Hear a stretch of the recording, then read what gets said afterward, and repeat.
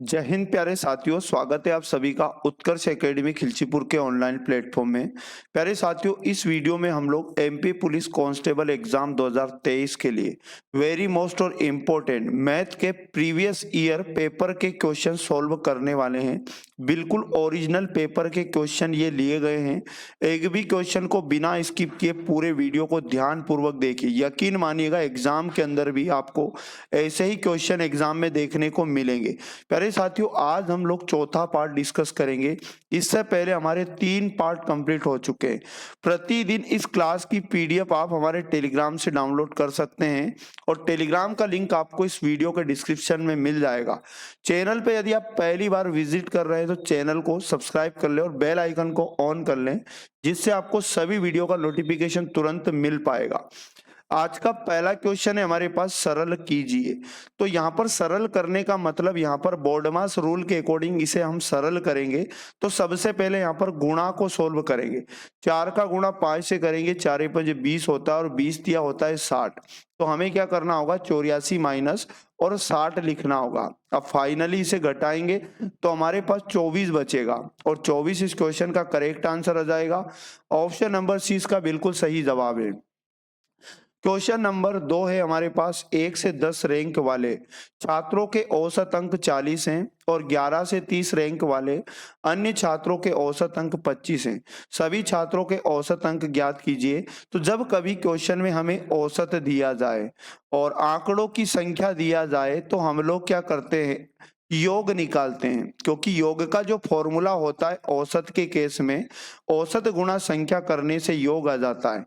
औसत क्वेश्चन में दिया है 40 और आंकड़ों की संख्या शुरू में 1 से 10 रैंक बताइए, मतलब 10 आंकड़ों की संख्या है। तो योग हमारे पास बनेगा 400। अब क्या करना होगा हमें, क्वेश्चन में बोला गया कि 11 से 30 रैंक वाले अन्य छात्र थे। तो 11 से 30 टोटल कितने छात्र हुए, 20 हुए। और 20 छात्रों का औसत क्वेश्चन में बताया है 25 और इनका योग भी निकालेंगे तो हमारे पास हो जाएगा 500। इस प्रकार क्वेश्चन में बोला जा रहा है कि सभी छात्रों के औसत अंक बताओ। तो हमें नया औसत लाना होगा और नया औसत लाने के लिए नया योग भी लाना होगा। तो ये नया योग जो बना, टोटल इसे जोड़ लेंगे तो योग बनेगा 900 और बटे छात्रों की टोटल संख्या कितनी बनेगी। तो प्रारंभ में 10 छात्र थे, बाद में 20 और आए तो टोटल कितने हुए, 30। और 30 का भाग लगाएंगे तो नया औसत आ जाएगा 3 तिया 9 और 0, यानी कि नया औसत आ जाएगा 30। ऑप्शन नंबर ए इसका करेक्ट आंसर हो जाएगा।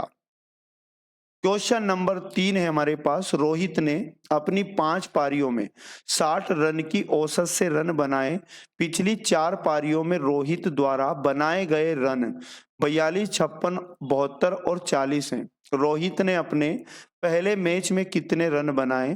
तो यहाँ पर हमें क्या करना होगा, फिर से हमें औसत दिया गया तो फिर से हम क्या करेंगे, योग लाएंगे। योग का मतलब होता है औसत गुणा संख्या। औसत 60 दिया है, संख्या है 5 पारियां, तो संख्या मानेंगे 5। तो योग हमारे पास बनेगा 300। अब क्या करना होगा, पिछली 4 पारियों के अलग अलग रन भी हमें बताया। पहली पारी में जैसे बात करें, पिछली 4 में से 42, 56, 72 और उसके बाद 40। तो ये 4 पारियों के कुल रन भी जोड़ लेंगे हम लोग। तो जब हम इनको जोड़ेंगे तो हमारे पास 210 बनेगा। तो हम क्या करेंगे, ये 5 पारियों के योग में से 4 पारियों का योग अगर घटाएंगे तो जो 5वीं पारी थी हमारे पास, ये क्वेश्चन बोल रहा है अपने पहले मैच में, यानी कि एक मैच का यहाँ पर योग बच जाएगा। तो यहाँ पर 300 में से हमें 210 को घटाना होगा। 300 में से 210 घटाएंगे तो यहाँ 9 बचेगा, यानी कि 90 रन बनाए उसने पहली पारी में। ऑप्शन नंबर डी इसका करेक्ट आंसर हो जाएगा। क्वेश्चन नंबर 4 है हमारे पास, निम्नलिखित संख्या श्रृंखला में प्रश्न चिन्ह के स्थान पर क्या आना चाहिए। 55% का 940 प्लस 36% का 880 बराबर, ये दो नहीं है, क्वेश्चन मार्क है। तो यहाँ पर 55% का मतलब होता है 55/100 और का मतलब गुणा लगाएंगे और 940 और उसके बाद में प्लस लिखा है। फिर 36% मतलब 36/100 का मतलब गुणा और 880। अरे साथियों इसे सोल्व करेंगे तो मल्टीप्लिकेशन में जो नंबर डिवाइड हो रहे हैं उनको डिवाइड कर लेंगे। 5 दूनी 10 और 5 एकम 5, 5 एकम 5। 11 गुणा 94 जब हम लोग करेंगे तो हमारे पास यहाँ पर 517 बनेगा और बटे में हमारे पास कितना आया,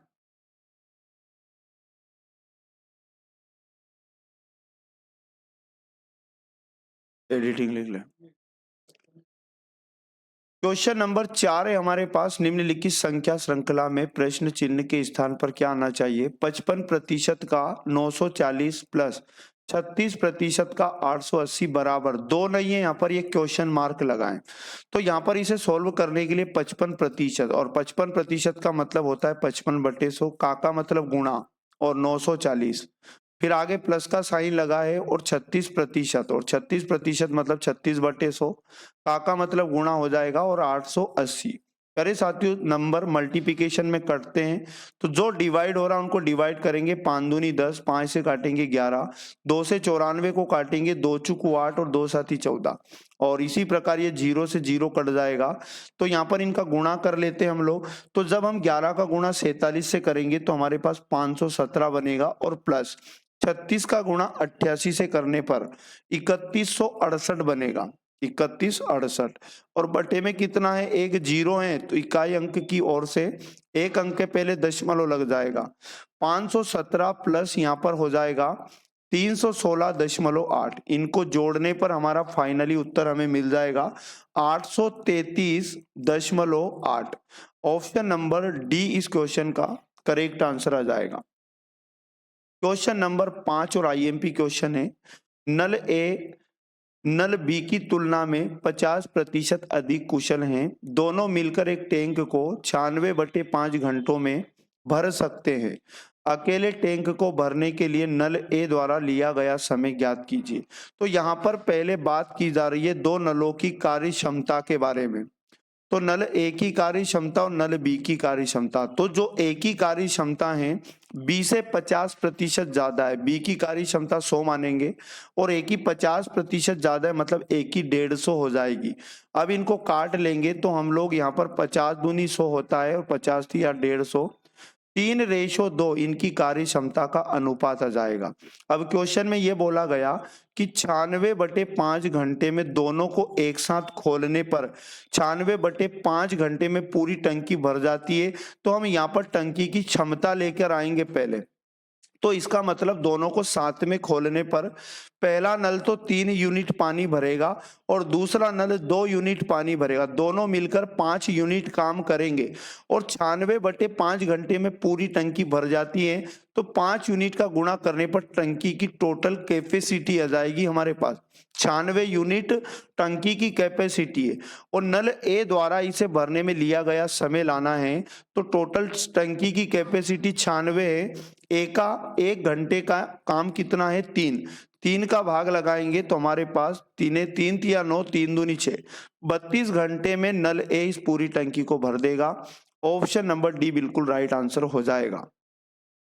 क्वेश्चन नंबर 6 हमारे पास है, एक समचतुर्भुज के विकर्णों में से एक की लंबाई 48 सेंटीमीटर है, यदि समचतुर्भुज की भुजा 26 सेंटीमीटर है तो इस समचतुर्भुज का क्षेत्रफल ज्ञात करें। प्यारे साथियों समचतुर्भुज के क्षेत्रफल में आपको फॉर्मूला यूज करना होगा। फॉर्मूला होता है क्षेत्रफल का 1/2 गुणा d1 गुणा d2, मतलब d1 और d2 उसके दोनों विकर्ण हैं, जिसमें से एक विकर्ण हमें बताया 48, अब दूसरा विकर्ण हमें लाना पड़ेगा।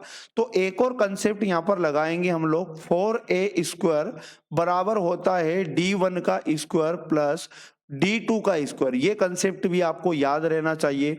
ए यहाँ पर समचतुर्भुज की भुजा है, d1 और d2 इसके दोनों विकर्ण हैं। तो यहाँ पर 4 गुणा ए का मान क्वेश्चन में दिया है हमें 26, तो ए का गुणा 26, 26 की पावर 2 बराबर d1, एक विकर्ण का मान बताया 48, तो 48 का भी वर्ग करेंगे और प्लस d2 का वर्ग ऐसा ही लिख लेंगे।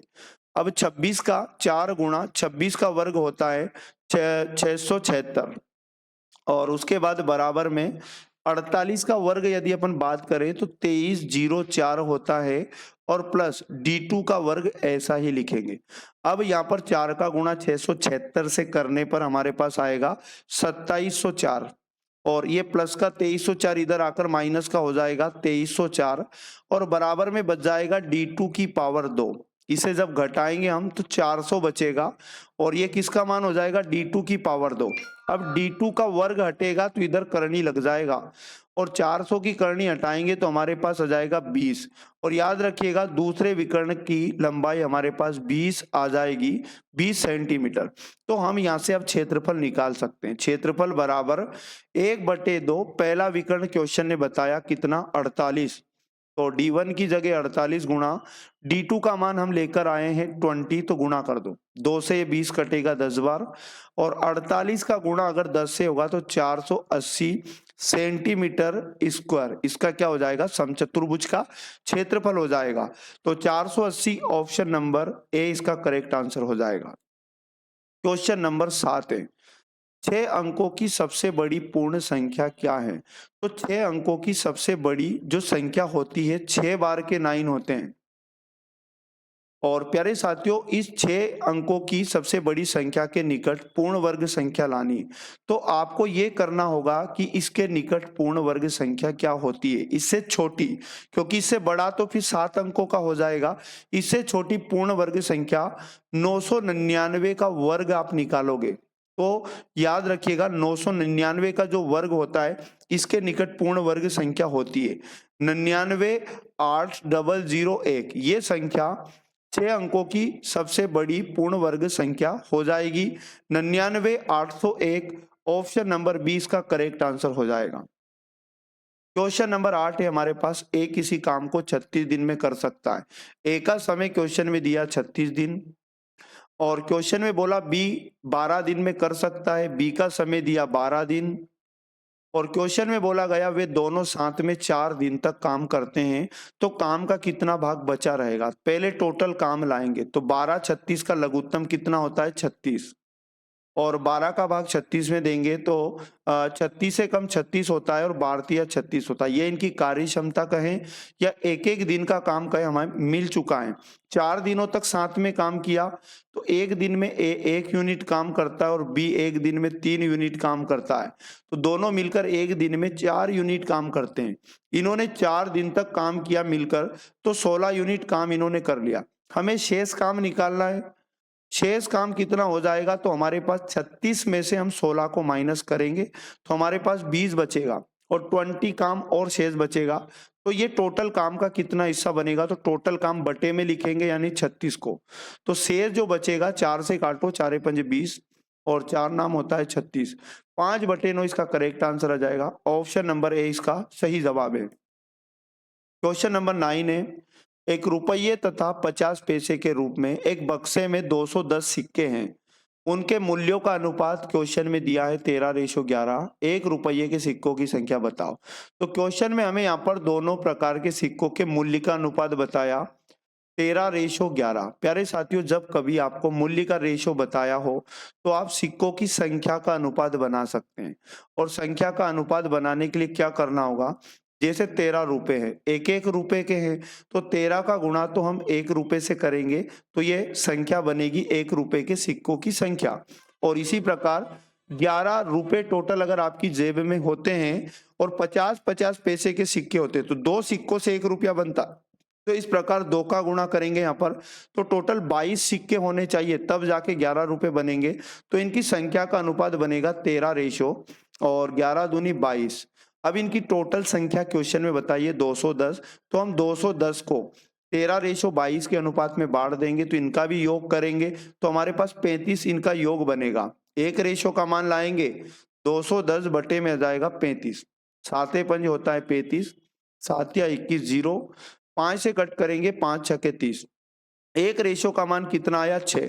क्वेश्चन में पूछा 1 रुपए के सिक्के की संख्या बताओ। तो 1 रुपए के सिक्के की संख्या का अनुपात 13 रेशो है और 13 का गुणा 1 रेशो के मान से करेंगे 13 छंग होता है 78।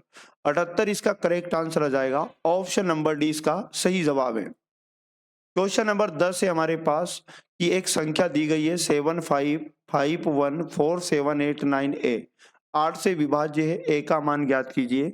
तो प्यारे साथियों, जब कभी आपको ऐसा क्वेश्चन आए 8 से विभाजित, तो इसमें 8 से विभाजित होने का रूल आपको लगाना पड़ेगा।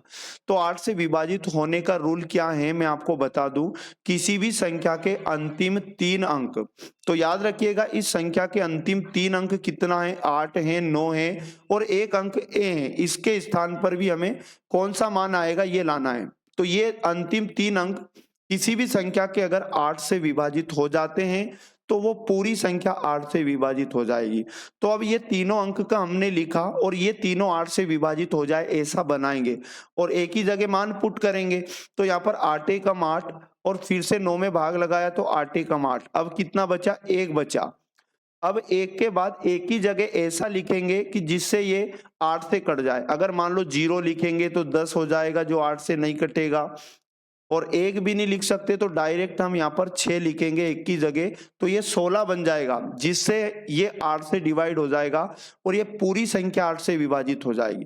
तो ए का मान यहाँ पर क्या रखना, कम से कम 6 रखना संभव है और 6 ऑप्शन नंबर बी में आपको दिया गया है। ऑप्शन नंबर 20 का करेक्ट आंसर हो जाएगा। तो प्यारे साथियों, ये थे वेरी मोस्ट इंपॉर्टेंट 10 क्वेश्चन। प्रतिदिन आपको ये क्लास जरूर वॉच करना है यदि आप एग्जाम के अंदर बहुत अच्छा स्कोर करना चाहते हैं।